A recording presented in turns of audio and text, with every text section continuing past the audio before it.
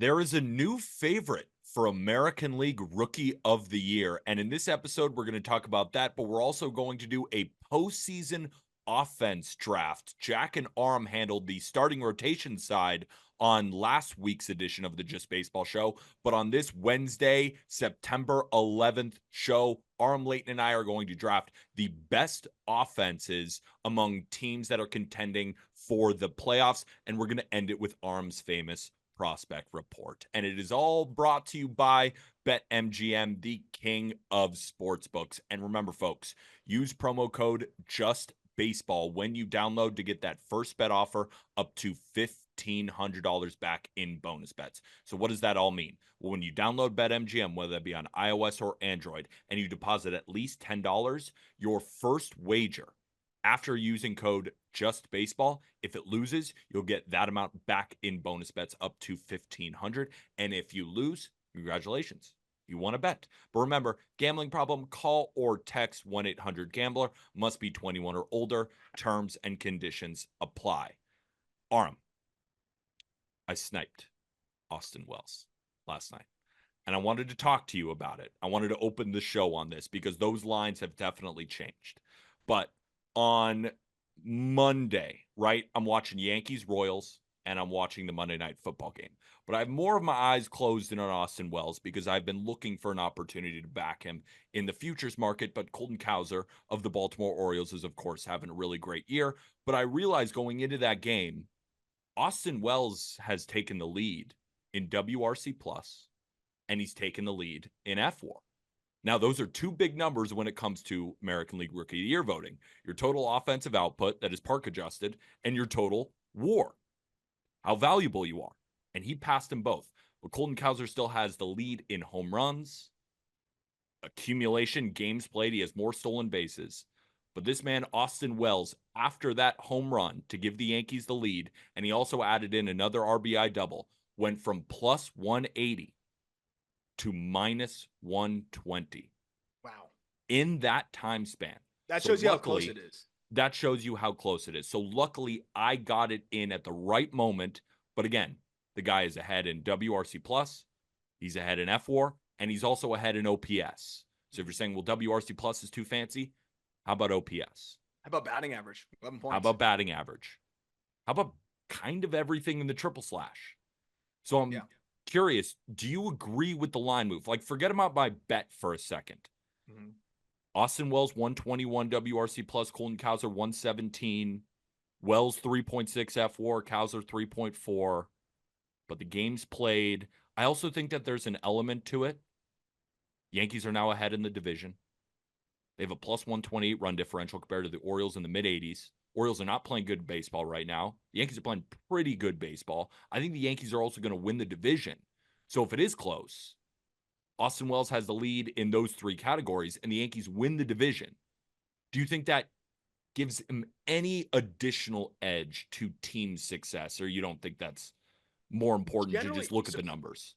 Generally, I don't subscribe to that in Rookie of the Year, because usually the criteria, I think, and the individual aspect of it can separate it enough. But I think it's so close in this regard, and you have two players in the same division. It would be hard to just fully ignore that, right? Like, I think it is difficult to say, hey, the fact that the everyday catcher, for the most part, and especially down the stretch here, the everyday catcher has legitimately helped lead his team to a divisional, title here over the other guy, in his team, and Colton Cowser and the Orioles, I do think holds some weight, and I think should hold a fair amount. It is nice that Cowser's been able to go play good defense out there. Like, I think if Cowser wasn't playing good outfield defense, you could really lean into it and say, well, what Wells is doing defensively behind the dish too really separates things. But I do think there has to be some sort of value there to the fact that the primary catcher for the Yankees, it ended up helping lead them to the AL East title there. Like, I think that has to hold some sort of weight, unless Cowser has, a huge difference, or even just a decent difference offensively. But if it's neck and neck, I think those are little things that are fair to add into the equation. It's just like cherries on top, which I think are the separators at this point, because it's so close everywhere else. I also kind of think that Austin Wells has been a little bit more valuable to the Yankees than potentially Colton Cowser has been to the Orioles, right? If we're thinking about a corner outfielder versus the 4 hitter, also the catcher who has been great defensively, I think voters are going to look at both of these two players and say, yes, Colton Cowser has more home runs. He's accumulated more of the counting stats. But how can we not give it to the 4-hole guy who's played good defense at a premium position with better numbers in WRC plus and OPS, and just the value of the 4 hitter for the team that won the division versus a guy who kind of gets sheltered against lefties? To be fair, so does Wells, but again, he is a catcher. That's kind of my thinking here. Is I think all of the little things are going to lead towards Wells. So that's why I didn't understand the price then. And he just happened to have an incredible day. So that just dropped the price even more, because every home run Wells hits, he closes the gap on those accumulation type numbers. Yeah, for So sure. I guess my opinion is now, for everybody listening, right? They might agree with me. I don't know if I'm going to go bet Austin Wells minus 120 now, though. Like, I don't know if he should be a minus favorite. I just think it should be about even. And whoever has the best rest of the year is going to end up winning this thing, because now Austin Wells has closed the gaps on the rate type numbers. Which is wild too. And I think, it's so apples to oranges on rookie of the year, which makes it tough. And that's why we always see like position players always get the edge over pitchers, generally speaking, when they have, I think similar resumes in terms of what they've been able to do, maybe above the average rookie. But with Wells, like, okay, he's receiving really well. Like, he's one of the best framers in baseball period this year. Like, it's not fair to Cowser, because what's he going to go frame in center field or left field? But like, if there is a level of like, okay, but this guy's been one of the best framers as a catcher while also swinging it. Like, that does matter. There's fielding run value on Baseball Savant. He's in the 94th percentile there as a catcher. So like, all of those things I do think have to be baked into this. But to your point of what you said, like these next couple weeks here, I think it does kind of get settled in the next couple of weeks, because Yeah. I think if Cowser has a hot stretch here and he gets to 25 homers, it's really hard to, I think, pass on that. When we're talking about the home run gap there, whereas Wells is starting to close the gap, and if he can get within 6 or 7, and then you have the defensive aspect, you have just the importance of playing center field and all that good stuff, like that definitely, or excuse me, the importance of playing catcher and all that good stuff, that definitely helps. I think if Cowser was playing center field more than any other position, then I would maybe lean into that a little bit more. But it's 94 games in left and 43 in center, and then 20 in right. Whereas, Wells, when he's not catching, then he's still in the lineup offensively because he's DHing, but he's catching most of the time here. And he's been the primary catcher for the Yankees the whole way. So I think it's 50-50, honestly, right now, because there is enough of a gap there in terms of the cumulative stats to give Cowser a bit of an edge. And also where he's playing, it is a little harder to go deep there, especially the other way.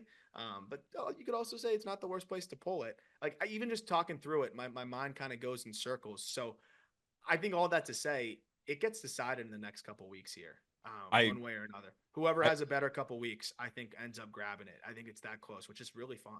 I kind of agree too. So I just thought that price of plus 180 was completely off. So that's Mm-hmm. why I bet it. And just to see like that massive drop, I wasn't expecting that. I was hoping to come on this podcast and say, I got it at plus 180 and it's still available at plus 150. And I Yeah, think at a go to plus number MGM. like that, it's a really good one on BetMGM. Was hoping to give them a free ad. Nope. Like, it's now minus 120. And I'm telling you, I don't think that it's good value anymore. But the thing is, that's giving me more and more confidence again as we talk through it, and what I was thinking about last night. What's the big difference between Wilyer Abreu and Colin Cowser? Really? Because they're both corner outfielders. Wilyer Abreu has a 125 WRC plus. He has the higher OPS, and it's not like he's some scarecrow in right field. The dude has a hose, and he's got a 3.0 F-WAR. I'm thinking too, for myself, the voters are going to see a guy like Wilyer Abreu and a guy like Colton Cowser and say, what's the real difference between them? But the catcher has the better rate numbers. He has the better WRC plus. He has the better OPS. He has the better F-WAR. Do you think that a clog? Do you think Willie Abreu is almost hurting Colton Cowser's chances, or do you think that's me looking too far into it? It's not impossible, because they're pretty similar. I think the difference would be Cowser's filled in center, Yeah. and that helps a little bit more on the cumulative side. But Willier's slugging 500, so It's pretty nuts. I know he plays in Fenway, but that's what WRC Plus is for, and he's got a 125. So I don't think there's a huge difference, other than the fact that Cowser has just been very available, and on that side of things, like he has been one of their more consistently just in the lineup outfielders and just players. Period. On a team that still has been quite good. Right, he's going to finish this year with probably 150 games played, and I mean that's a lot. So even with being sheltered at points, like he's still getting in there and pinch hitting. He's still getting in there and getting opportunities. So he's going to be out there plenty. And I think it is one of those things where availability should be baked into it. I think just how much you're able to contribute over the whole season should be baked into it. But that's why I do think when you can play both sides of this conversation here, that really the true separator is just going to be the next couple weeks. And that part makes it fun. So I love an interdivision rookie of the year race with the three of them. And like even Willier, maybe if he goes nuclear, he could make this thing a convo too. exactly. So I'm going to ask you, if you were to power rank these three now, where would you put it? Because you could make the argument now that Colton Cowser is plus 115, that maybe there is some value to then go back into him if you do think that it's pretty much an even money, because it's not, if that makes sense. So Yeah. for me, I think the line's right.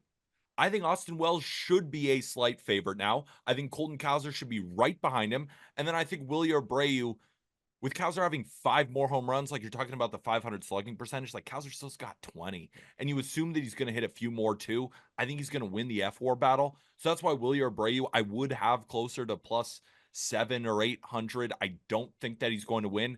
I only think that he can hurt Cowser's chances above Wells. And I think Wells, if we're talking about games played, like if Wells was even a center fielder or a shortstop still at a premium position and missed those games, I think he'd get docked more.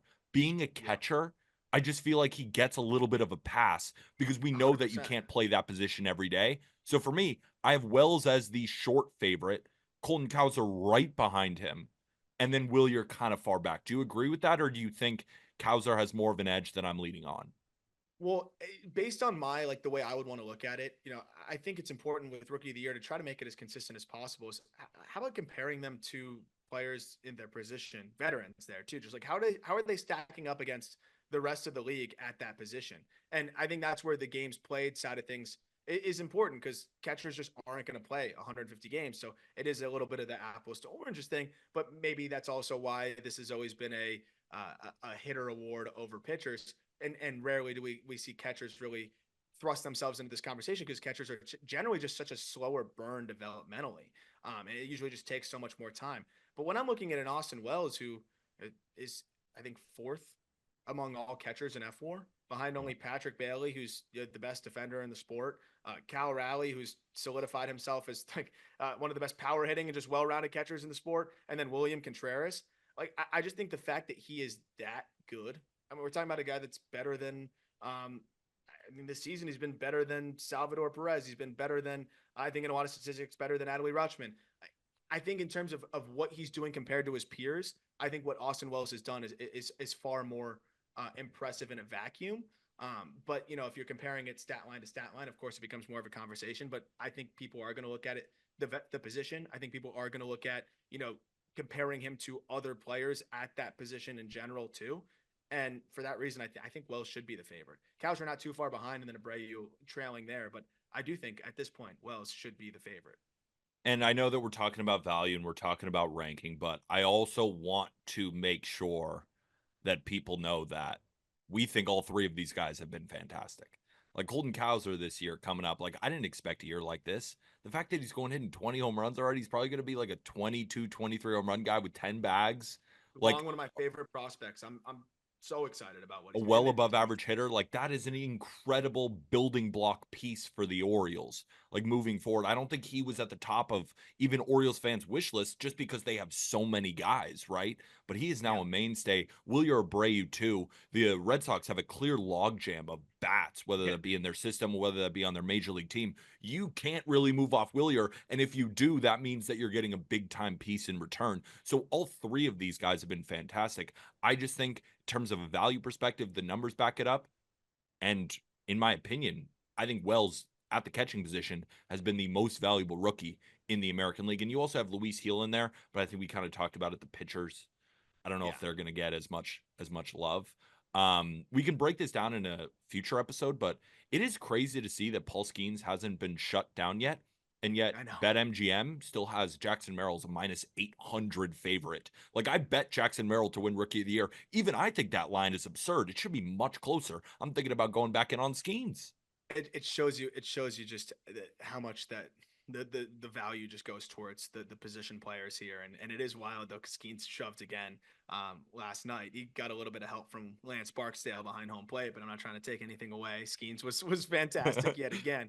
The last thing I'll say on Wells, I think really does put things in perspective here too. This is just WRC plus on the offensive side. WRC plus by catchers with a minimum of 300 plate appearances this year. Number one, you've got Wilson Contreras at 140, but he's only played 84 games. Number two, you have William Contreras, his brother, at 129, he's played 139 games. And then you have Austin Wells checking in at third, 1 point above Salvador Perez. So that is a very, I think, substantial stat there in terms of what he's doing offensively. And then we just told you what he's done defensively. So I think he's got to have the edge here. But I mean, again, if Cowser's somehow has a crazy, not somehow, but if Kaiser has a crazy stretch here and he gets close to 30 homers, it's going to be really hard to not vote for the guy that has almost 30 homers. So it'll be fun. But I think if all things remain the same, it should be Wells is to lose with the importance of what he's done. So what I would do, if you agree with me, shop around, try and find a plus number on Austin Wells. And if you disagree with me, now's the time to get Colton Cowser at a good price. And if you disagree with both of those, you can go get Wilyer Abreu. Those would be our three recommendations. Me personally, I love Austin Wells. I think Aram's on the same page. But if you heard anything and you think that we're overlooking something, feel free to go check it out on the King of Sportsbooks, and that is BetMGM. All right, Aram, you ready for this offense draft? Yes.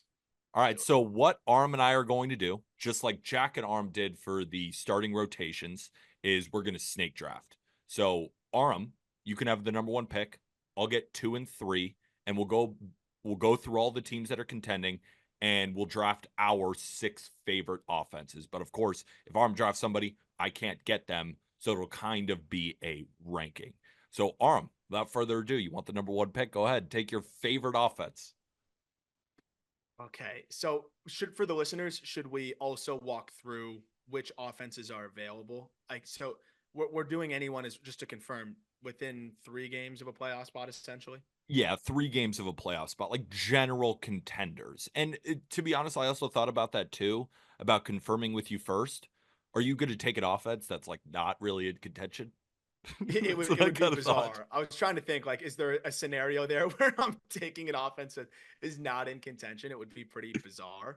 But I don't know. I was thinking about like maybe there's one that creeps in there, and then we're like, wait a second, are they on the board? But maybe late. I doubt it. So I think it's a moot point to your point there. So man, offenses are wild because it's so streaky, and we've had so many like different. Oh, this offense is clicking on all cylinders. Nobody mess with them. Oh, this one is the best offense in baseball. But yeah, I'll just go with the team that has a handful of Hall of Famers and 3 MVPs in the offense, and I'm just going to take that Dodgers offense one. I don't need to reinvent the wheel here. I understand that what's crazy in the second half, they are only fourth in WRC plus behind the Padres, the Yankees, and the Diamondbacks. But I mean, when the lights are on and it's postseason time, and I've got Mookie Betts and I've got Shohei Ohtani and I've got Freddie Freeman, and all of a sudden Gavin Lux is swinging it pretty well, and Max Muncy's healthy, and like I'll be quite comfortable with this Dodgers offense. You know, an offense is good when you're running through all the guys that you think are fantastic, and you're also shouting at some other guys. Like you forgot Will Smith and Teoscar Hernandez. And Yeah, that's and more of a Teoscar, testament not to you at all, but to the Dodgers. yes, I mean, the and fact is that you'll forget guys who either won the home run derby and were all stars or just general all stars. Like Will Smith, we're going through Austin Wells' numbers. Will Smith has not had a great year, but I still believe in Will Smith in he's the Will bright Smith. moments. Like he's still He's Will Will Smith. Smith. It's an incredible offense. So, like by the numbers through WRC Plus this year, the Dodgers are second to the Yankees. I'm still picking the Dodgers. Yeah, Like I still am. Like because I you're getting the speed too, right? Like yeah. that's the thing is we're not factoring defense here, but I feel like the stolen base side of things has to be a part of that too, right? And I think it's definitely I don't know how they stack up, but in a big game. I'm more confident in, and I think some of these Dodgers guys being able to get that extra 90. Obviously, Otani's going to steal 50 plus. And Teoscar, to your point, 137 WRC plus in the second half, 9 home runs in 43 games. So he has been mashing. And that's not to mention, like Tommy Edman has been added to this fold as well. And he's still trying to get his footing. He's been all right. But I do think that would it surprise you at all if Tommy Edman gets hot, in the playoffs or has a couple big hits? Like I do think that that's another wrinkle here, just elongating this lineup. That I mean, if that's a guy that's batting towards the bottom for you, or is one of the hitters that you are fully forgetting about, that's still a pretty darn good hitter to have towards the back. Yeah, really darn good. And I'm glad you did bring up the speed too. Like among the top 5 in WRC plus this year, which is the Yankees at number 1, the Dodgers at 2, Orioles at 3. Actually, Dodgers and Orioles are technically tied. Then you have the Diamondbacks, Padres, and tied for 5th is the Padres and the Astros. But among those 5, the Dodgers have the most stolen bases. Now, it does help that Otani has 47 of them, but still, that is crazy though. Like Otani is on the team who is going to impact the base paths a ton. So you can't just say, well, Otani leads most of the steals. Last I checked, he's hitting leadoff. Like he's going to steal multiple bags in the playoffs. So you're totally right about the speed, which is not really factored in because all we think about is power when it comes to the Dodgers. But this team is electric on the base. Had to. I think they had to be the number 1 pick, even though the Yankees do have the higher WRC plus this year. Yeah, just because I have some concern, we'll talk about it, like where just the Yankees, it's gotten a lot better because of the aforementioned Austin Wells and adding Jazz Chisholm, and they've also elongated their lineup a ton too. But it does sometimes feel a little bit like a 2-man show there, and I think it's gotten a lot better. But it does feel like that a bit with the Dodgers if they're not slugging, if they're not going yard. Oh, congrats! You're probably thrilled when you hold when you hold Shohei Ohtani to a single, and he still turns it into a double more often than not. Then Mookie's hitting after him, and then Freddie, and like it sucks to face them. Yeah. But enough Dodgers glazing. Let's glaze another team. I'll take the Yankees, number 2. I mean, they do have the highest WRC plus in baseball. They lead Major League Baseball in home runs. They actually have if we're looking at FWAR among offenses, they are also at number 1. So by the metrics, the Yankees are the number 1 offense. But we both agree, I think we would take the Dodgers offense just because the Yankees offense can get very 2-dimensional. And when I mean 2-dimensional, I mean Juan Soto and Aaron Judge. But I do have more confidence in the Yankees offense moving forward because guys have stepped up. Ever since Gleyber moved into the leadoff spot, I've said this multiple times, he's been much better offensively. Getting Giancarlo Stanton back, of course, the emergence of Austin Wells as well. But then you continue to go down the lineup and like obviously Jazz Chisholm is good. Putting Jason Dominguez into that lineup gives it another breath of fresh air. And I still think that Anthony Volpe maybe can get a little bit hot.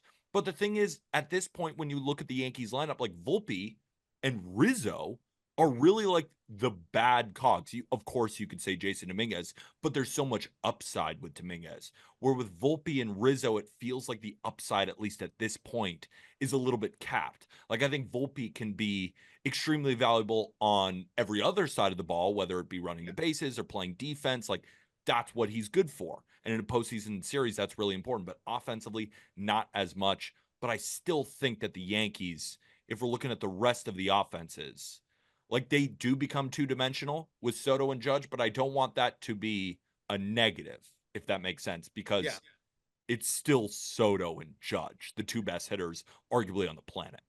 Yeah, and that's the thing. And we talk about how loaded the top is of the Dodgers, but I mean, the 1-2 punch of Soto and Judge rivals anything, not only that we've seen this year, but that we've seen in a very long time. So yeah, I could comfortably run with that. And I figured that they would not fall to me by the time I picked again. So did you and Jack do snake draft where then I get the 3rd pick or we're going back and forth? Because I'm good with either. We did it to where you would get the 3rd pick, but I'm cool with whatever. I'll take it. So the number 3 pick, I'm going to go with Arizona Diamondbacks. Ooh, you're only riding the hot hand. I am riding the hot hand. Did you know that the Diamondbacks have the most runs scored of any team in Major League Baseball this year at 782? They've scored the most runs of any team. Arizona Diamondbacks 782. 2nd place, New York Yankees at 730. 3rd place Dodgers at 717. fourth place Orioles at 713. I think I'm doing that correctly. Yeah, that's how it goes. Those are the top four. And I just look at a Diamondbacks offense that they've been so unbelievably hot in the second half. A lot of that was without Christian Walker. A lot of that was without Ketel Marte. And it's really been on Corbin Carroll just stepping up and being an absolute monster. Like, it's so funny. He has 19 home runs and 26 stolen bases. Like, he's probably going to be a 20-30 guy in like a bad year for him. Yeah. It's because of this electric second half. And if he keeps piling that on, but then also you got like guys like Jake McCarthy, Eugenio Suarez has stepped up. Pavin Smith hit fucking 3 home runs the other day. Now I don't fully expect that, but I do love that a lot of the guys who were field first, hopefully they can get on first because they can steal a bag. Those guys at the bottom of the lineup are now real hitters, most notably Jake McCarthy. So I think that the offense has a ton of depth. I'm also excited for when Gabby Moreno comes back and is at full strength. Now, I have my worries about the rotation, but in terms of offense, if we're talking about speed, we're also talking about power. They have it all. And ultimately, they've scored the most runs in Major League Baseball by 52. So I'm taking them with the number 3 pick. You know, in the second half, Jock Peterson slashing 299, 465, 598. He's arguably a top 10 hitter in baseball this year against righties, like point blank, period. It's and you're crazy. facing a lot more righties than you aren't. Which is nuts. And then Geno Suarez, 16 homers in 47 games. Like, that's absurd. Like, Corbin Carroll is back to full-fledged Corbin Carroll. And in the eyes of WRC Plus, he's been like the third or fourth best hitter on their team in the second half, which is absurd. Randall Grichuk's filled the lefty side of the platoon so well. And that's the other aspect of it, right? Where you're getting Jock Peterson demolishing righties. Grichuk hitting lefties really well. He's had 89 plate appearances in the second half. 135 WRC plus. You even bring up guys, talk about just depth here. Like, this is a really deep lineup because they go trade for a Josh Bell, who you hope is like coming off the bench when you get Christian Walker back. And he's been the same thing that he was last year, which was like traded to a contender, get hot and finish really strong. Then even like Adrian Del Castillo getting called up and filling in the meantime while Moreno's, not in there. Maybe he ends up holding on to a bench spot. Now they have probably the most loaded bench of any of the teams that are going to be drafted here. Lourdes Gurriel is back to being who he is at the plate as well. It just feels like all the guys that were off to slow starts offensively that were vets have gone right back to who they are. And then, the others I think have just really settled in or taken a leap. Like McCarthy, I'm kind of buying. That's for another time, but I'm buying the adjustments that McCarthy's made, and like he looks like he's played his way into being a dude. And the oscillation, by the way, of like Alec Thomas, Jake McCarthy, which one are they going to roll with? I think we've gone back and forth several times now over the last couple of years. It's cool to see now McCarthy kind of grab that and run here. When Marte is fully back and ready to go, like and looks like himself, like the way he was looking before that injury, this offense can stack up there with anybody, and it has all year. I just think also that this Arizona Diamondbacks offense, when people think about it, or like, what's the first thought that comes to your head when you think Arizona Diamondbacks? Do you think like speed, dynamic, right? Yeah, I think just kind of like tools across the board. Yeah, I guess me personally, and that's why I'm bringing it up. I don't think tools across the board. I just think speed, dynamic, bat to ball. Guys are on the base pass all the time, and then you got a couple guys that can bring them in. Fourth in slugging percentage among all teams, which kind of blew my mind too, that this team has as much power as any team in Major League Baseball. And then every thought that I had about the speed and the dynamic ABs are all accurate. It's just they have way more power than I even thought they did. So that's another element to why I think Diamondbacks could have gone too. I think this is as good of an offense as there is. 81 home runs in their last 47 games, I think, as a team. Yeah, they're fourth in home runs in Major League Baseball. The Yankees are 1, Baltimore 2, Dodgers 3, Diamondbacks 4. You know who's 5? If a team that won't get drafted, right? Yeah, no, they're non-contention at all. Who is it? The A's. No way. Yeah, Just the Brett Rooker. Brett Rookers and Lawrence Butlers. Just crushing balls. That's crazy. Okay. So now it's me. Yes, it's you. Ooh, okay. Now this is okay. So this is the interesting side of things because you could go with like, and remember we're drafting it for this postseason, so it's all about getting hot at the right time and how you're performing. But also there's like a cream always rises to the top side of things too, to a degree where you're like, okay, I'm not going to pass on a lineup that's as loaded as this one or that one. I don't want to give away which way I'm leaning here, but I still think I got to ride the I think hybrid of the two in terms of being pretty proven, been there, done that, but also at the same time, like they're as hot as anybody. And this might be a little bit of a reach in the eyes of some, but I'm gonna roll with the San Diego Padres here. I don't think that's a And reach. That's exactly who I would have gone it for.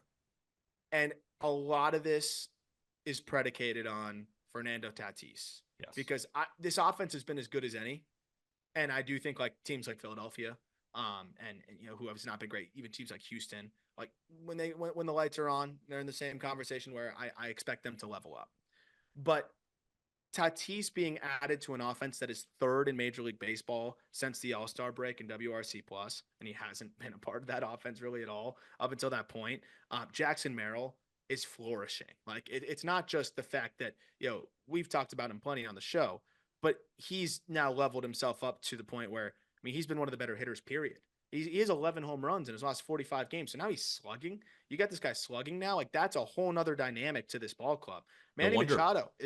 I was just going to say, no wonder he's minus 800 still. Like he's Yeah. raking. No wonder. Yeah, he's legitimately slugging 627 since the break. Manny Machado's back to Manny Machado. Like this guy has 12 home runs in his last 45 games, slashing 291, 345, 553 in that span. Xander Bogaerts. Remember him? Remember that guy that's always hit, that is always raked, but has been hurt? He looks like Xander Bogaerts again. So that side of things. And then when you talk about elongating a lineup here, like Profar has been a dude all year long. And I don't think there's any slowing that guy down right now. David Peralta, like it's similar to the D-backs conversation. Peralta's been awesome. Guy's a 140 WRC plus since the break. And that's not even mentioning like Jake Cronenworth's still been above average since then. Ha-Seong Kim has started to settle in offensively and has been pretty solid. Luis Arias has kind of turned that corner and has been more productive again and is just never striking out, by the way. 1% strikeout rate in his last 191 plate appearances. That's absurd. Donovan Solano really elongates this whole thing as well. I love the depth and the high impact that they have at the top. And with Tatis now being added back into the fold, I think they're the best of like kind of both worlds here with this Padres offense. My only issue is that you missed the best slugger in the lineup. I mean, everybody knows that Kyle Higashioka is slugging 512. It shocked me when I saw that. I mean, he has which is also crazy too. Like I've seen him hit some home runs. I didn't know he was maintaining a slugging percentage above 500. Like I'm looking at Luis Campusano at his like 680 OPS, thinking to myself, dude, I totally thought that you'd be the starter all year, that you would just continue to rake. And he's been fine, but I mean, Higgy's hitting bombs. Like just to have that at the bottom of the lineup where your 8 hitter, if you get your 5, 6, 7 hitters, which are normally like Bogarts and Merrill, like they're going to be on a lot. David Peralta, like guys like that at the bottom of the order, Kalagashioka can hit them in. Like I think I'm not banking on that, but just the fact that there's the possibility there when most teams, they don't have that. They have a guy slugging 390 down there. So I just think that's a very sneaky thing at the bottom that nobody's going to talk about, which could actually end up making a huge impact down the line. And it already has for them this season. It must be all the BP Higashioka takes. To this day, I'll never forget that. Where we're at the World Baseball Classic and Team USA is taking BP, and Higashioka, I think, he's in every group. He was in every single. Everyone's just waiting for the stars to get in there, and Higashioka was in every single hitting group. I think he took 25 rounds. Raking? No, we're like joking, but we're not joking. Like when we were at the WBC, he was in every round. I mean, every single round. I've never seen a guy take more BP in my entire fucking life. Like Judge, these guys would come in, or no, excuse me, not Judge. Judge wasn't even there. I got Judge on the mind. Trout. Anybody was there for just like one round, and then they'll go and take pictures, talk to reporters. Like, he's drenched in sweat. He's not even playing that game, and he's just getting it in, just absolutely grinding. So it's paying off, and I agree. Like that, the fact that he's in that fold as well, just can run into a ball anytime. Is another nice layer to what I think is one of the deeper lineups in baseball. All right, you got another pick. So far you have drafted the Dodgers and you have drafted the Padres. So you got the rivals on your team.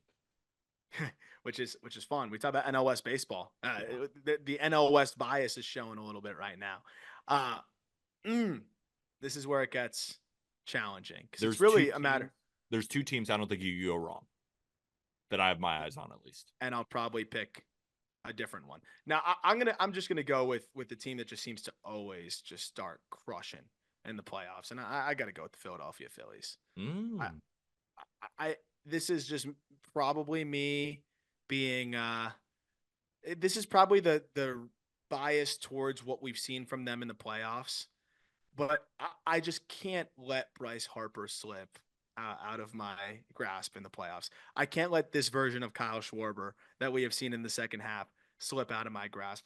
Nick Castellanos doesn't suck right now offensively, which is always nice.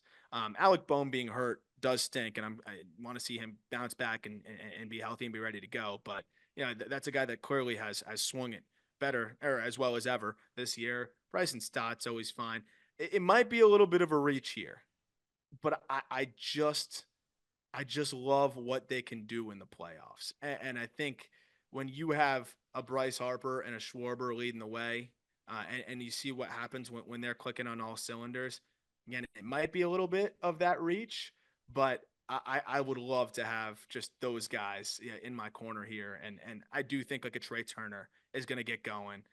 And you know what he can do, both from a contact, power, and stolen base perspective. And I mean, all of a sudden, like sneaky, phenomenal year by Trey Turner now as well too. 294, 342, 458 slash line, 16 homers, 15 bags. Like I just think this is a very well-rounded ball club. And by the way, Weston Wilson all of a sudden is mashing baseballs. I don't know if that's sustainable, but that's been pretty fun to see. Brandon Marsh being healthy and back in the fold is always great. I don't know if it's as loaded as some of these other lineups, but I'll take it. And I love any opportunity to get Edmundo Sosa, on my ball club as well. And I think he's hurt right now, but it's like back spasm. So my guy will be back soon. Austin Hayes with a kidney infection. What's going on over there? But those guys will be back, and that does add some depth. Yeah, I it's so funny when I said I think there's two choices here. The Phillies were not in my idea of choices. But again, you spell it out like that. I mean, the two teams that I'm going to bring you like have better numbers this season, and I think I can make an argument about the depth and having similar top end talent as well, but Bryce Harper is on their team. I'm just Right? narrative. I'm narrative hunting right now. Which is like, but you're not wrong. Like, think about it. Every baseball fan, when it comes up, bottom of the ninth, 2 outs, game on the line, who do you want? How many guys you picking over Bryce Harper? Genuinely, how many guys you picking over Trey Turner? Dude's Captain America. Like Schwarber, too. It's like these guys, they've just proven it so long. It's almost like the Astros effect. Now, I know they haven't had as much, they don't have the rings that the Astros do, but in terms of like offensive output, I mean, these guys are proven playoff performers. But here's why the Phillies just did slip a little bit lower. Do I like Bryson Stott offensively? Do I like JT Realmuto offensively? Nick Castellanos? Like Bohm, I like, but he's injured, but I'm not going to hold that against you. I still think Bohm's fantastic. I'm really struggling with the bottom of this Phillies lineup. And it's not even the bottom. It's like from 5 on, Yeah. which I don't know if I have the same concerns with the other two teams that I'm about to bring up. But if we're talking about top end talent, do I think the Phillies are a bad pick? Absolutely not. Like, I totally understand why you went that route. So if we're looking at just WRC plus, the Phillies do come in at 8 this year. Yeah. I mean, they got a 109 WRC plus. And if we're talking about stolen bases, Phillies have 132 stolen bases as a team. That is 6th in Major League Baseball. And that's Kind of higher surprising. than all the teams that are above them in WRC plus. Funny. I didn't realize that about the Phillies, that they're running that much. I, I knew that they I were fast. I didn't know they had that gluttony of stolen bases. I'd love to pretend that was factored into my decision, but it wasn't at all, and that does help my case. So thank you. I, by the way, do you know what Bryce Harper's career playoff OPS is? It's got to be something like 930. Close, 996. Oh, I was still not that close. Like, I mean, it's almost 1,000. So it is a very like top heavy pick there. But there's just something, and I literally think it's just the highlights playing in my head. Like every time I'm always in the Arizona Fall League. I'm at a ball game there. I've got I'm at a game and I've got the Phillies playing whoever on my phone. And it's like you guys going crazy in the chat saying, "Do you see where Schwarber just hit that ball? Oh my gosh, Bryce Harper, sickest home run I've ever seen." And like it just echoes in my head what they start doing in the playoffs. And I think with Trey Turner playing the way he is, I can see them getting hot again. But this was fully no data, all narrative. I had to mix one of those in there. Yeah, I mean, yeah, I there's no world where I'm talking you off of it as a bad pick or anything like that. Like it wasn't in my next two picks, but what? It was going to be the pick after that. So I understand where you're coming from. And tie goes to Bryce Harper, which I'm fine Yes. with. But on the other side of the tie, I got Yordan Alvarez on this side. Yeah. And for my next pick, I'm going to be going with the Houston Astros. If we're talking about top end proven talent, they got it. Altuve, Yordan, Victor Tucker, Caratini. Victor Caratini, Bregman. No, but in reality, those four, I mean, will go to war against anybody on earth with those four at the top of my And road. been there, done that too. Like totally fucks my point. Like they've all done it too. They're some of the best postseason performers of all time. And they've won the World Series. And you know who's got a World Series MVP who we didn't even talk about? Jeremy Pena. Yeah. You know who's become arguably one of the better offensive catchers in baseball outside of Austin Wells? It's kind of a joke, got it not. Yanner Diaz. Yeah. Like they have, with Tucker back, it's still the big bad wolf coming to blow down the house. Yep. And we're talking about Framber being incredible too. Like, do I even have to explain more about how the Astros are really good? I think we all know that they're really good, but they do rank 6th in WRC plus as an offense this year. At 111, they hit righties, they hit lefties. And if it's not Bryce Harper who you want up in the biggest AB, might be Yordan. Might be Altuve, right? Altuve or Trey Turner. I don't know. So I'll go with the Astros there for my next pick. And then it gets a little dicey because this next team, and Orioles fans are probably pissed at us. I'm going to take the Orioles. I'm going to take the Orioles, and they deserve to be here, I think. 115 WRC plus, that is 3rd in Major League Baseball this year. But the reason they slid a little bit for me, and I made a point to draft the Astros first, is just the Astros have proved it and the Orioles have not. What did the Orioles do in the playoffs last year, right? They got blanked by the Rangers, who are not known for their pitching, right? When you think Rangers World Series, you didn't think, oh, well, they just shut down everybody. Now, the lights might have been a little bit too bright, but I don't think the lights are going to be bright for Gunnar Henderson this year. I don't think he gives a shit where he's playing, what he's playing, who he's facing. He's going to rake. There's not a lot of guys with 2 guys who have 35 plus home runs on their team. And Anthony Santander just hit his 40th the other day. But also, if we're talking about like a Jock Peterson platooning, like Ryan O'Hearn is as good as it gets. I actually like the addition of Eloy Jimenez. Colton Cowser is still one of the Rookie of the Year favorites. And then Jackson Holliday has been good. Now, if they can get some contributions from Kobe Mayo, who, you know, has come up and done absolutely nothing, we expect a lot more from the guy. But even Cedric Mullins as a bat has been totally fine too. And then, of course, you have Adley Rutschman. Like this lineup is so deep in terms of bats that I like, but I don't have it fully ingrained in my blood yet. And maybe I'm a prisoner of the moment. I'm a casual. I just haven't seen it in the postseason. But postseason baseball is just different. And until I've seen them do it in the postseason, I can't take them over the Astros, even though when we're looking at the top offenses, Orioles have been the 3rd best offense in baseball this year.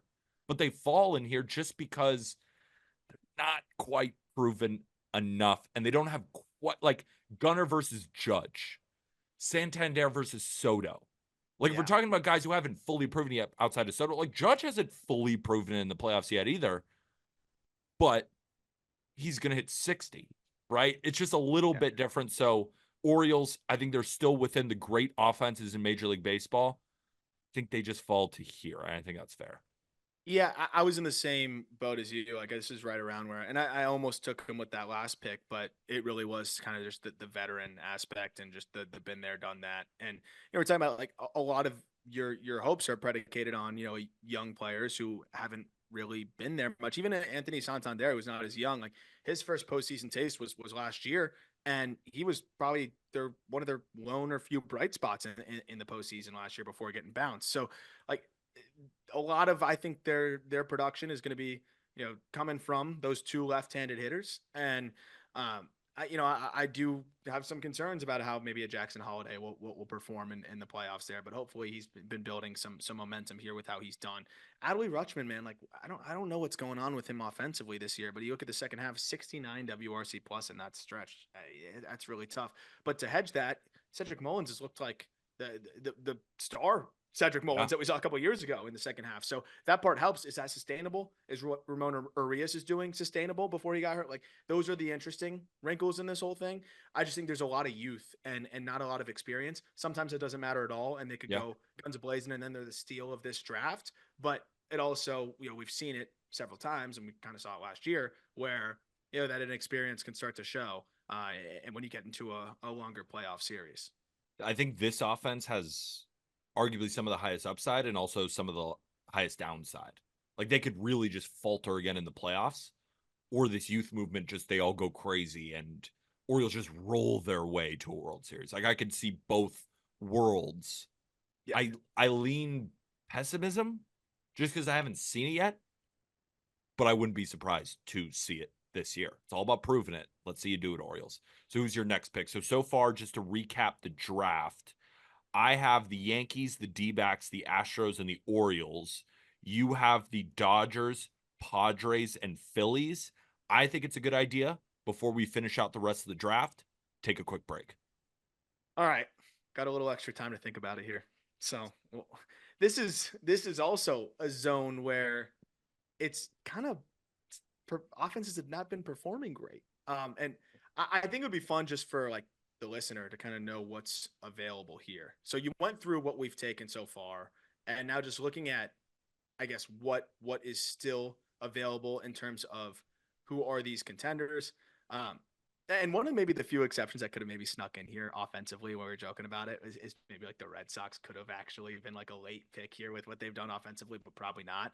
Still on the board though, Guardians, Royals. I'm just going in order by division. Mariners, not really. Mets, Braves, Brewers, and that's really it, right? I mean, Me I don't know if there's personally, any I think there's an easy pick here for your first one. for my first one. Yeah. Not anymore though. Now I think about it, but still, no, never mind. I take back my point. Because like I could go one by one and just like And stress tear them all myself apart. out Yeah. about how they're all kind of flawed, and how this whole thing looks. But I might, I might go a little crazy here. I don't even know if it's crazy, but I, God, I think whatever pick I make is gonna make me nauseous here. I'm gonna ride the hot hand this time. Give me the New York Mets. Mm, Give me the New York Mets I like it. offense. This offense has just been insane. Is it sustainable? Shit, what can I know?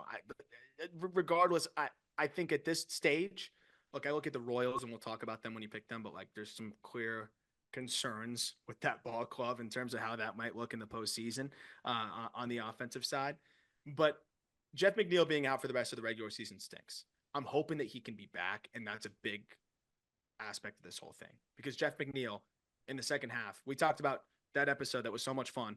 Players that have had the biggest shift from the first half to the second half. Jeff McNeil was as big of an example as anybody, and he has a 157 WRC plus in the second half. So if he can get back, that would be great. But the good news is they have as good of a contingency plan as you're going to find in pop star Jose Iglesias. So the fact that like they can plug him in there is awesome.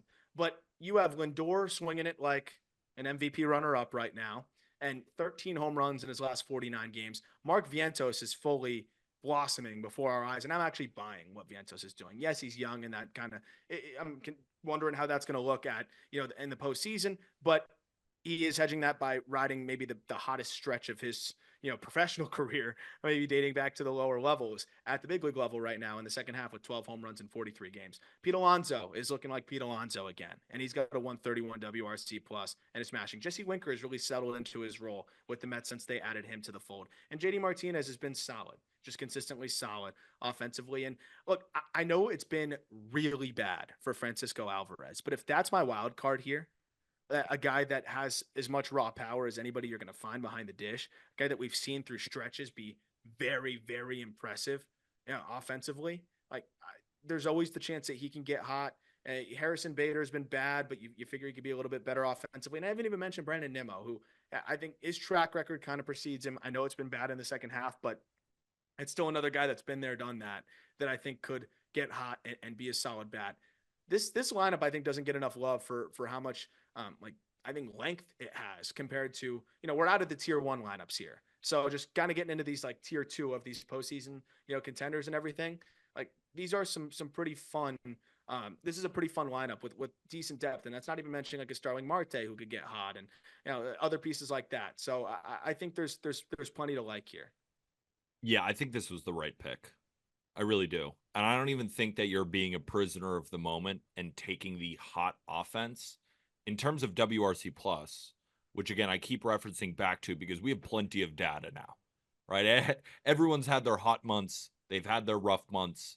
It's all factored in. It's all park adjusted, right? Mets are 7 right after the Astros. This lineup has been overall a top 7 lineup in Major League Baseball this year.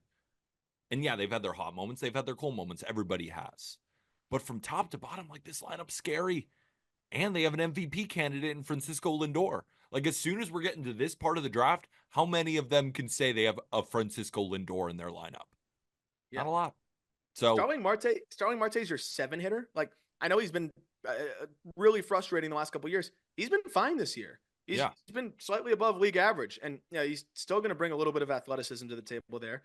He's stolen 15 bags this season. I mean, slightly above league average offense from your 7 hitter, who's a vet, and hits the ball hard. Still, like that's another wrinkle in this thing too, where okay, your 9 hitter at this stage is what going to be like Iglesias or Francisco Alvarez if you're trying to mask him there and hide him there. Like we know what Alvarez can do if he gets hot. If he doesn't, that's fine. But everyone else, I think, is going to give you good at bats throughout this lineup, and that's the other wrinkle in this where you go 1 through 9. Aside from what Alvarez has been struggling with lately, it feels like everybody else is giving you quality at bats. my last question for you, because I don't really have anything to add. I more just want to open up the floodgates because Jack and I talked about it on a past episode. And as a Mark Vientos truther, I wanted to get your opinion on it. And I assume it's going to be positive. I don't know if you've had a chance to do like a deep dive lately on Vientos, but Jack was bringing up the fact that he's not totally sold that this is like the Mark Vientos that we should expect for a long time. He still thinks he's going to mash lefties, but he's worried that the right side of the split may not be great moving forward, right? He doesn't doubt anything that's happened this year or maybe even for the rest of the next year. He's just talking about moving forward. I'm kind of buying it. I think that this guy's just a real power hitter and he's going to slug from both sides of the plate. Yes, well, against righties, he's probably going to strike out a little bit more. Batting average might suffer a little bit, but he just hits the ball too damn hard not to be powerful against everybody. So I think he's going to slug 500 on both sides of the plate. And then against lefties, he's going to hit 300. Against righties, probably 220, probably 260, 340, 510 guy for a long Yeah. time. That's a real Yeah. player in my eyes. I mean, I've definitely been a truther of Vientos for a long time, and it's the power to all fields that really gets me. And like you were saying, I think that the floor is high where you can always count on him mashing lefties. But I think what he's done against righties this year has been why he has been so successful and Yeah. why things have really started to come together. I think he's going to be streaky. Like there's going to be stretches where it's like, oh my gosh, like he's frustrating. I get it, and like a lot of power hitters, but when you can leave the yard the way he does to all fields, and he had the reason why I fell in love with him as a prospect is he just had some of those goofy swings where it was just like, how did that swing do that there? And how did it go out there? Like when you can do that, your margin for error is just a lot wider, and he's just going to be able to get his. He's going to back into I think 30 home runs a lot of years, and That's what I'm that's thinking why too. I think he's just going to be a dog. I think he's just going to mash for a long time. Like to your point, stretches where it's not great, but when we look back at every season of Mark Vientos, we're going to be like, all right, he slugged 500 again, hit another 30 home runs, hit another 30 doubles. Yeah, there was bad stretches, but there were awesome stretches. Yeah, That's the thing with these power hitters, right? Sometimes you're right. They will swing and miss a lot. You'll think to yourself, why is he even on this team? And then there's other times where he's putting the offense on his back and hitting a home run almost every day. So you're going to get both. And at the end of the year, I think Vientos is going to be a stud for a long time. You got your another pick, though. You're on pick number 9, your 5th offense drafted. I almost want to trade back. Um, Can I get a future draft pick and a future Yeah. steak? For the next time we draft in the offseason, can I get a future pick here? I could go so many different directions here. Is there a clear, obvious one for you? Not a clear, obvious one, but I do have a team in mind that I am hoping you don't draft. But if you did, it's not a big deal, if that makes sense. Like, I do have an answer, though. I'm trying to make sure I just don't miss one here. You know what's so funny too? I'm looking at the Guardians who have not been selected yet, and we just joked about their rotation as well. Like their rotation was not taken early either. How the hell is this team? How are they 82 and 62? I Well, don't understand because like this is an offense that is not going early for us, and it's a rotation that did not go very early. It almost didn't go when Jack and I did the draft. But okay, I'm looking at them. Goodness, Quan has struggled in the second half. so is J-Ram a little bit. Slow down a little bit. You're trying to talk me away from Cleveland. I know No, I'm it. not. No, I'm not. Okay, give me 5 seconds, and I'm gonna panic order. Um, you know what? I got to This one still hurts. It's weird. I'm gonna go with another team that's just been there, and I'll go with the Atlanta Braves. Oh, what a terrible pick. Terrible pick. No, I mean, you picked the National League Mariners. You know, it's so funny. Foolish Baseball posted that on, and I retweeted it I saw because you retweet I didn't that. have anything to quote tweet it. I was like, wait a minute, that's fucking money. How did I never think of that? It's such a good comparison. They've been terrible all I year. understand that. Aram, I've come on here all the time and said, "Ah, if I can see a little bit of light at the end of the tunnel for this Braves offense, I'm going to invest in Worlds. I've been waiting months. All right. Months. Do you know where they're at WRC Plus? No, I'm not letting you take back this pick. You pick the Braves. They're 20th in WRC Plus, dude. This Yep. like we have 30 teams in Major League Baseball. Yep. That's 2/3 of the way to the bottom. Yeah. We're Okay, talking about so contending teams here, Aram. Marcell Ozuna, ever heard of him? Yeah, I've heard of him. He's good. He's very Yeah, good. All right, so yeah. you're backing Ozuna. You're like a huge Ozuna fan, is basically what you're I'm saying. huge fan. Yeah. Ozuna from the Braves. You heard of Yeah. him? Huge. Triple Crown candidate. Yeah. Yeah, Yeah. Heard of really him. good He's player. very good. He's very Very good. good player. He could single-handedly propel this offense.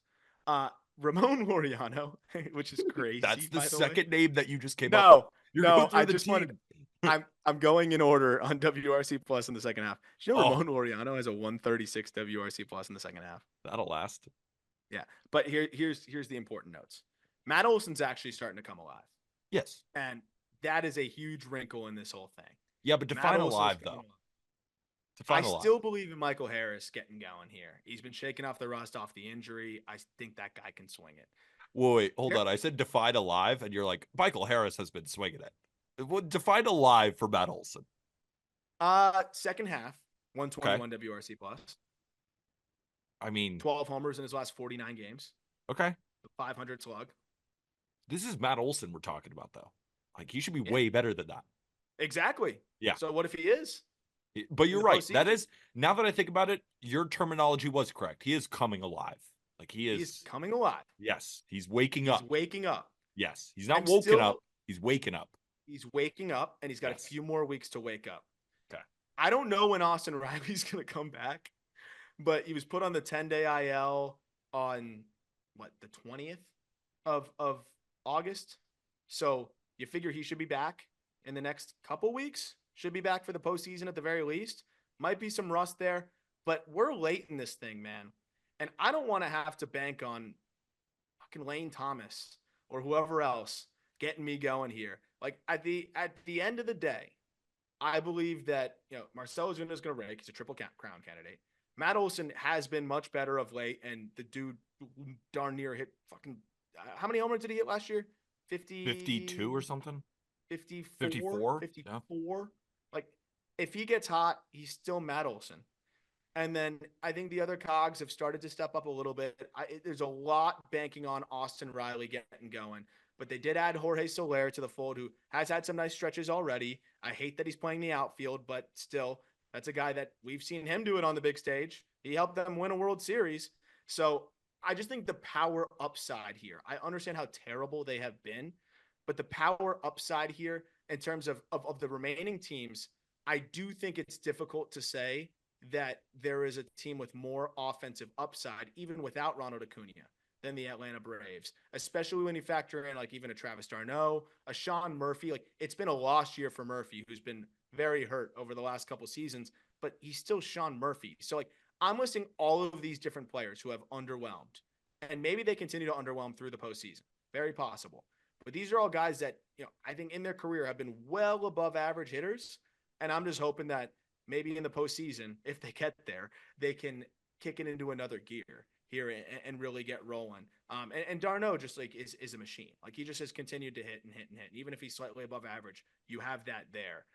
So I think a lot of it rests on the shoulders of a Michael Harris and see how he gets going, on a Jared Kelenic if he can turn this thing back around and look more like the first half version of himself. But even like an Orlando Arcia has been far, far, far better in the second half with a 106 WRC plus. So I think some of the role players have turned it around a bit. And then I just need a couple of the stars to get going alongside Marcell Ozuna, who's competing for a Triple Crown. Do you think the Giants have a good offense? The Giants? Yeah, the San Francisco Giants. For the sake of your argument to just nullify it, I'm going to say yes. I think it's great. You think it's a great offense? Yeah. Yeah. They've scored more runs than the Braves this year. That is crazy, especially where they call their ballpark home. Yeah. Do you think? Well, hold on. I'm not done. Do you think that the Pirates have a good offense? In the first half, it was decent. They've scored the same amount of runs as the Atlanta Braves, 610. The Nationals have scored 6 less runs than the Atlanta Braves have this year. It's so funny. Cardinals have scored 592. They're like way below the Braves and the Giants and all these teams. We're talking about, competing teams, but like the Blue Jays have scored more runs this year. The Tigers are the same. The Braves have 73 home runs in their last 49 games. That only trails the Yankees and the Diamondbacks. Okay. All right. We're heating up here a little bit. But I just think the problem is on base. They're getting on base at a 307 clip, which is atrocious. But I'm just hoping. I'm hoping that a couple guys can heat up here and they get Austin Riley back. Answer me this. Is there an offense that is remaining that has more upside than the Atlanta Braves? Upside, I don't know, but the Twins have been objectively a better offense this year, and that's why I'm taking with my next pick. Like the Twins have scored 670 runs this year compared to the Braves at 610. And if we're talking about power upside, the Twins have plenty of it. And if we're talking about guys that are going to return like Carlos Correa, if we're talking about proven postseason performers who's going to return, how about Royce Lewis? Royce Lewis has been terrible. Terrible. Terrible? Horrible. What are his numbers look like in the second half? Oh, I don't think you want to know these. I do want to know them. I don't think you want to know. I do want to know. And by the way, I think they're only 2 WRC plus points higher than the Braves in the second half. Still though, like you're talking about the Braves getting hot in the second half. This is the best we've seen them, and they're below the Twins, who have struggled more in the second half. And overall this year, the Twins are 9th in WRC plus as an offense with like 70 more runs scored this year, and without Carlos Correa. 213, 272, 397 slash line for Royce Lewis in the second half. So I'll ask you, do you think he rebounds or no? You think it's over? His swing speed has dropped month over month. It's so full of shit. I swear to God, his swing speed has dropped month over month. All right, the Twins are falling down the board because Royce Lewis's swing speed has not been up to par. Maybe it's something. Maybe I'm overlooking it. It might be. And then also Buxton hip sore again in his rehab assignment. I mean, this offense has been buoyed in the second half by Matt Wallner, Trevor Larnach. If you guess the third highest guys rake WRC though. Plus, those guys kind of rake though. Guess the third highest WRC plus in the second half. Miranda's been raking though. Not in the second half. He hit a wall. Nah. Christian Vasquez. Well, yeah, Willie Castro's just like been terrible after he made hurt. Yeah, terrible. I still think that this offense is good though. I mean, it's deep. Good. Like there's nobody in the lineup where I'm like, ugh, I mean, I guess Edouard Julien hasn't been great. But Miranda, Larnick, Wallner, Lewis, Brooks Lee, Ryan Jeffers, Carlos Santana, Willie Castro, and then of course you're going to get Correa, Buxton in those lineup too. Like, I think that's I think they're a tier above the Braves. Like if we're talking about you're making fun of Kepler and Larnick and these guys in Wallner because they're just not big names yet, they'd be all hitting third on the Braves. I mean, they would be godsends for the Atlanta Braves.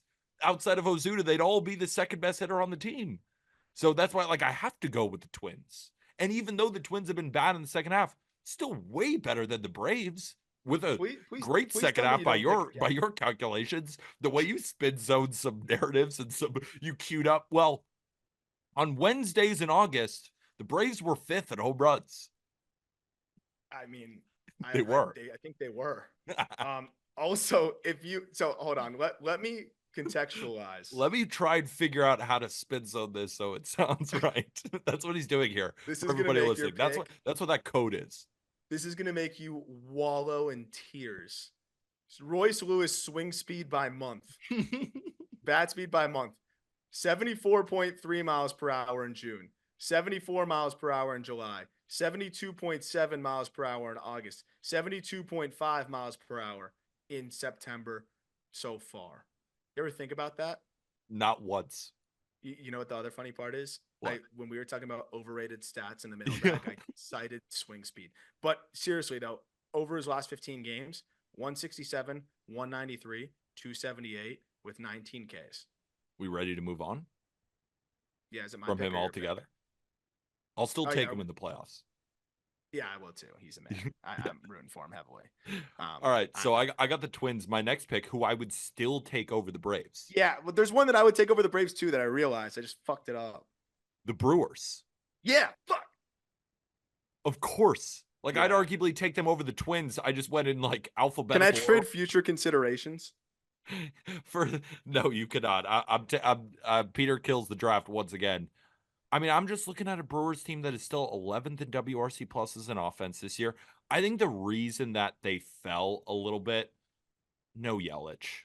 And when you don't have Oh, the Yelich really best does. when you don't have the best hitter in your lineup, it's tough. But how about Jackson Chorio just going to another level, right? In the second half. Willie Adames, like if we're talking about MVP candidates, he's not quite up there with Lindor, but he's not that far off either. This guy's been fantastic defensively. We're looking at 30 bombs for Willie Adames, 18 stolen bases, 251, 333, 470 slash line. I still have Reese Hoskins, who's a proven playoff performer as well. And I know that defense isn't factored in, but obviously I love the defensive aspect of this team. But when you still have William Contreras, you still have Choro, you still have Adames, and you have a couple of postseason performers, and of course we know about the speed. And we also know that this team ain't afraid of anybody. Like I almost feel that they hit aces better than they hit mediocre pitching. So, and if we're looking at just in terms of runs scored this year, I mean the Brewers are at 691, right? The Padres are at 690. Brewers have been one of the best offenses in baseball this year. I know they lost Yelich. That's why they fall a little bit, but I couldn't let them fall farther than this. And I would definitely have taken them over the Braves, to be fair. So I'm going Twins then Brewers here. I don't even want to play anymore after that pick. Just want to go home. This is one of those moments where like you flip over what's that? Why am I forgetting the name of a board for a game? Yeah, like the Monopoly board. Yeah, just the board. Well, that's where you just flip it over the table and you're like, this Yeah. is stupid, you're cheating. I think that might be my most casual take ever. And Brewers fans are gonna be like, oh my god, now Aram is anti-Brewers. No, I honestly just omission, brain fart. I'm sorry. I actually like the Brewers. I troll Jack about it all the time as well. On the Brewers front too, Chorio's playing like a star right now, and like clearly things have just clicked for him. Like, Yeah. is he going to be a 164 WRC plus next year?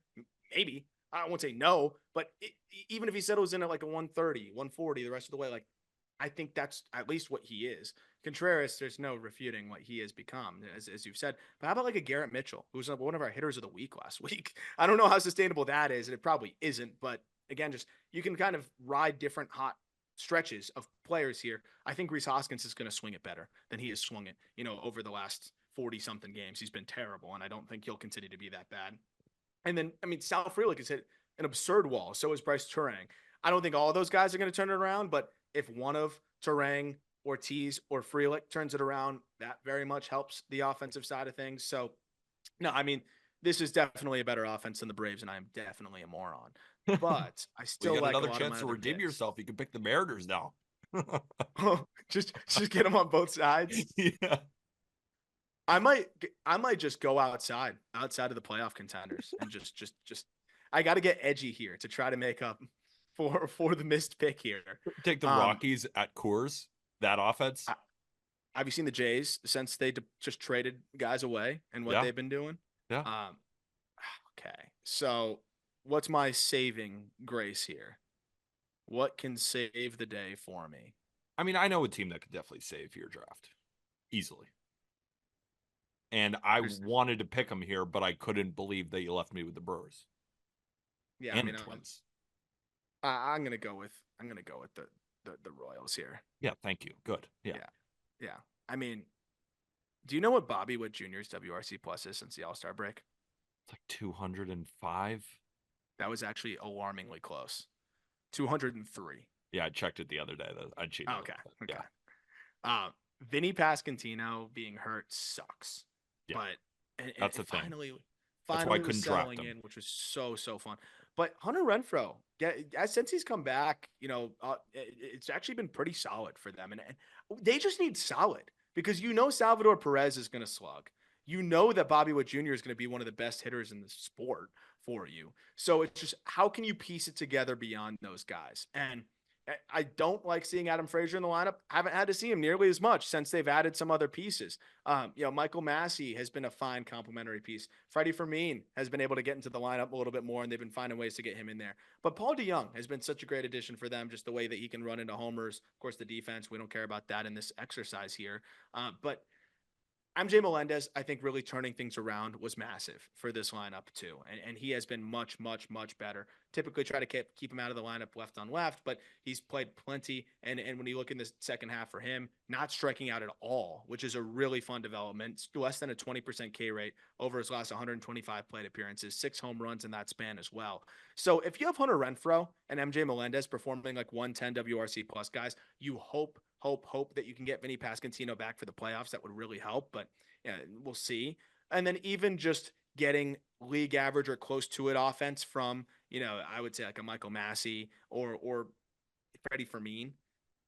I feel decent enough about the way they've been able to elongate this lineup. And that's not even mentioning a Tommy Pham, who they've added. So, these aren't game changers, but we're late in the draft here. And these are solid pieces, at least, and more complementary aspects to this team that they didn't have before. And Salvador Perez, man, he's just still slugging. Hit a moonshot yesterday against the Yankees as well. I think the 1-2 punch of Bobby Witt and Salvador is going to be real tough. And now that they have the complementary pieces at the very least that have helped kind of buoy the rest of the lineup, and if they can just be league average the rest of the lineup, I think this team can still be pretty good offensively.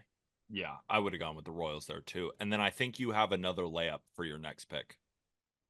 God, I gotta pick again. You got locked into a layup, I think, because if you don't get this team, I'll be shocked. I gotta make sure I am not overlooking a team in the standings here. So let me make sure. I'm paranoid now. I'm legitimately paranoid. Game. Yeah, that pick sucked. It's just I might not sleep tonight. I mean, there's not that many other offenses available here. There's one good one left. I think there are no good ones left. Well, also, I want to make sure that we are also looking at the same criteria. Yeah, can we go over who is left? Yes. So if you're 3 games out of the wild card or better, you're in this draft. Okay. Does that make things easier? That's almost a hint. Yeah. Okay. 3 games or better.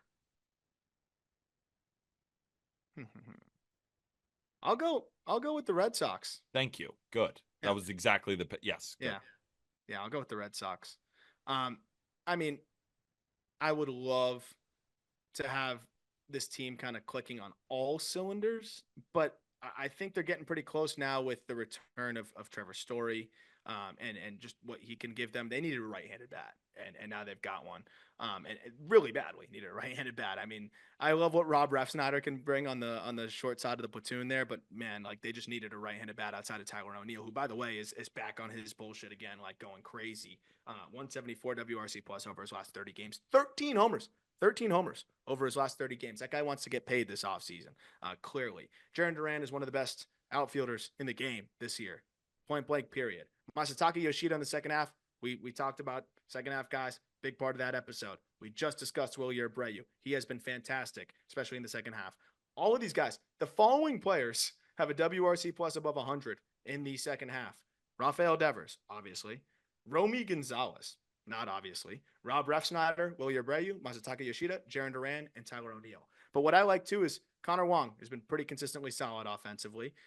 You add Danny Jansen for a little bit of depth. I still thought that was a weird trade. Ceddanne Rafaela has been close to a league average hitter. Of course, we're more focused on bat than defense here, but still he's not a total slouch offensively. And that's not even mentioning Tristan Casas, who has clearly, when healthy, solidified himself as one of the better young first basemen in the game, and now is just starting to get the rust shaken off here and is starting to settle in. And when Casas is going, he can be as good as any hitter in this lineup, and that's even including Devers. I think when Casas is locked in, he's not too far off. So in terms of power and just kind of everything across the board here, and now they add some speed with Hamilton as well off the bench and being able to steal bags there. Hamilton and Duran have 20 bags combined in the second half. So that part's fun. I think it's a pretty dynamic and fun lineup. The only thing they're missing is a righty, and at least they added Trevor Story. We'll see what he does after such a long layoff, but at least they get a righty there. Yeah, I think that the Red Sox might be the steal of this draft. Mm-hmm. I mean, they're 10th in WRC plus as an offense. Like they do have a higher WRC plus than the Brewers, to be fair, right? Higher than the Royals, definitely higher than the Braves. 6th in the second half. Yeah, I mean, they've been a fantastic offense. There's tons of power there. Also, talking about speed, they're another team with 128 stolen bases. But of course, the Brewers got 187. But it's not just a team built on power. They're dynamic in all aspects of the game, kind of like you laid out. So I really like the Red Sox offense. I think they are definitely, yeah, I think that was a really good pick in this draft. For me, so there's 3 teams left, according to our guidelines. Those 3 teams are the Tigers, the Mariners, and the Guardians. Because the Cubs are 5 games out of the wild card, technically didn't include them when realistically we probably should, because they have a better record than the Red Sox, Tigers, and the Mariners do. But they're just, for our parameters, they are 5 games out of the wild card. And in terms of the division, right, they're not going to win the division either because they're 8.5 back, right, with only a few games left. So unfortunately, while the Cubs are probably a better team than maybe the Tigers or the Mariners or the Red Sox in terms of record, they're farther out of the playoff picture. And I'm sorry, Cubs fans, like that's just the way the cookie crumbles sometimes. So for mine, like I'll go with the Guardians. Like I will. And I think I'm going to go with the Guardians pretty easily over the Tigers and over the Mariners. Over the Mariners. But it's really between the Tigers and like, we're asking ourselves, well, how are the Guardians this good? Also, I think timely hitting is important. I think that their bullpen is elite. I think their offense has been good enough, right, to win them games because Stephen Kwan is still very, very good. Jose Ramirez is obviously elite. Josh Naylor has been fantastic this year. Bringing up Kyle Manzardo, I think, is big. And Lane Thomas, like, there's no way he's this bad. And I know he's been a little bit better lately, but a little bit better lately is a little bit better than dog shit, right? Yeah. So it's like, it's not that hard to be a little bit better. But I still like Bo Naylor down there. I still think Will Brennan is fine. And then I will keep pounding the table thinking, I know there's more in Andres Menez's bat than what he's shown all year. But other than me just pounding my table looking like a toddler complaining, there's no evidence for what I'm saying other than it's 2 years ago, right? I just keep saying it. Hasn't happened. But I'm going to keep saying it because I still believe it. So with the Guardians, it's deep. There's a lot of bat to ball in there. There's a lot of speed in there. There's timely hitting, like, of the teams left. And of course, you got a little bit of a power influx with Jhokenzie Noel. I don't love it, but, like, it's definitely the pick here, right? I think I might have went with the Tigers. No, I don't know. Really? I don't know. No, you can't because when you get Jose Ramirez, I mean, the guy's going to go Yeah. 40-40. Like, they're Yeah. not 40-40, but darn close, I think. David Fry's come back to life again, which is nice to Yes. see, and he's been solid of late. Josh Naylor just being healthy, and I mean, the guy clearly slugs. The Noel power influx is crazy. Whether you think it's sustainable or not, like it's sustainable enough for now. And Lane Thomas can't be worse. Yeah. He just quite literally cannot be worse. So I assume that he's going to start swinging it a little bit better too. And I love what you mentioned like Bo Naylor. Like he's been better, Yeah. so it's getting there. And Quan cannot be worse. We know how good he is. There's no reason why he is a 67 WRC plus since the break. So I think he's going to get going a little bit again too. It's definitely the obvious pick here. Yeah, and then of course I'll leave you with the Mariners. I got the Tigers coming up next on my draft. Um, I like the Tigers offense. I liked it more before I went to their roster resource and actually looked at the names. Like I like them. Like I like Kerry Carpenter. The numbers look great, but again, sheltered against lefties, but against righties, the dude absolutely mashes. Love Riley Green. Think he's one of the better young outfielders in Major League Baseball. And after that, like Cole Keith slashing 260, 309, 380 this year. Like I know that he's been better lately, but still it's not great. Jace Young still hasn't come up and really made much of an impact. Trey Sweeney has hit for a little bit of power, but there's not much there. Jake Rogers has kind of fallen off a cliff. They Parker don't really Meadows have. has come alive. Yeah, but he's got a 297 on base percentage this year. Like He's been a lot better in the second half, and I think since he I came back up.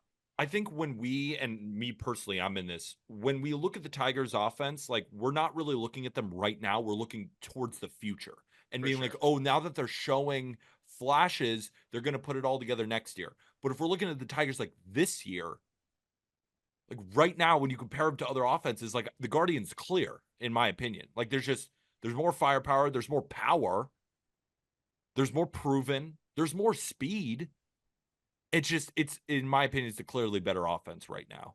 But I still like the Tigers enough to pick them over the Mariners, which I See, guess is more about the Mariners than it is about the Tigers. and obviously we went like so long on this. I don't even know if we're gonna have like prospect report time, but I do want to make a quick pitch on why you're being mean to the Mariners. You want me to try to do that? You want me to try to put lipstick on this pig real quick? Go ahead, go do it. If you'll get swing speed by time of day outside of Seattle, no, but hold on. Let me actually get in the lab real quick because that's going to be my team. Okay. Luke Raley's come back alive. He's Okay. been good. Randy Arozarena has been very, very solid of late. Victor Robles, extended Victor Robles, has been swinging. Jorge Polanco, by the way, different guy. Different guy. Lately. He looks better. Different guy. Since the break, the following players have above average WRC pluses: Dylan Moore, Justin Turner, Cal Raleigh, Julio Rodriguez, Jorge Polanco, Victor Robles, Randy Arozarena, and Luke Raley with a 153. In terms of just name value and upside, they've got the talent. They've got it. It's just been a joke this year for them. And there's a lot of other factors and how brutal it is to hit in that ballpark and seeing issues or whatever. I don't know. But I mean, just seeing some of these bats that were non-existent in the first half start to perform a little bit better, and then adding a Rosarena to the fold, it makes me believe a little bit. I think the ship has sailed on Mitch Garver and that side of things, but I mean, they've had some guys actually hitting the baseball over the last couple months, so I'll believe a little bit in this Mariners team. And you know, I think you messed up by going with the Tigers. I think you did. I think you gave me a slight edge there by letting me get the Mariners here, who are 14th since the break in WRC plus. And to only further your point more, the Mariners have a higher WRC plus this year than the Braves. Yeah. So that's a steal. That's a crazy steal. though. Is that crazy? Like the Braves have been horrific. Have been absolutely horrific. And to be fair to the Mariners, 99 WRC plus, they got to hit at T-Mobile, which definitely hurts them. Yep. WRC plus is picking up the slack. They got them above the Royals. They're about to go crazy. Just wait for these next couple weeks from the Braves. Sway. So I want to make sure that I didn't forget a team. You got the Dodgers, the Padres, the Phillies, the Mets, the Royals, the Red Sox, and the Mariners, correct? Did I Hmm. miss anybody? And then I have the Yankees, D-backs, Astros, Orioles, Twins, Brewers, Guardians, Tigers. Sounds good to me. I think we saved the prospect report for another time. We went very long in this offense draft because there's also more teams that I think that we included, maybe more than the starting Yes, it pitcher definitely draft. is. And I also took the Braves. And So that bought us 20 minutes. that did buy us 20 minutes. So hopefully everybody enjoyed this episode of the Just Baseball Show. We'll get Arm's prospect report probably on Friday. It's a good idea to do it then with Yes, Jack sir. as well. So if you did enjoy, please rate and review Spotify, Apple Podcasts, 5 stars, the best way to help out this show, as well as supporting on YouTube, hitting that subscribe button, hitting the big like button. Go get your Just Baseball merch. I'm rocking my hat. I'm also rocking a shirt. I mean, Arms fits kind of sick right now with tops and Chinook Cedary, but no Just Baseball merch. Normally, I make fun of Jack every episode. I'm not used to making fun of you for no merch. Yeah, I mean, I'm kind of dripping. You So are kind of dripping right now. So we'll give yeah. credit to Aram, but drip yourself. I'm dripping. I think I look way better than Aram. Yeah, you do look better than me, but this is a close second. Go check it out in the episode description. For Arm Layden, I'm Peter Apple. Of course, we're going to be back tomorrow. And with that, thank you, everybody.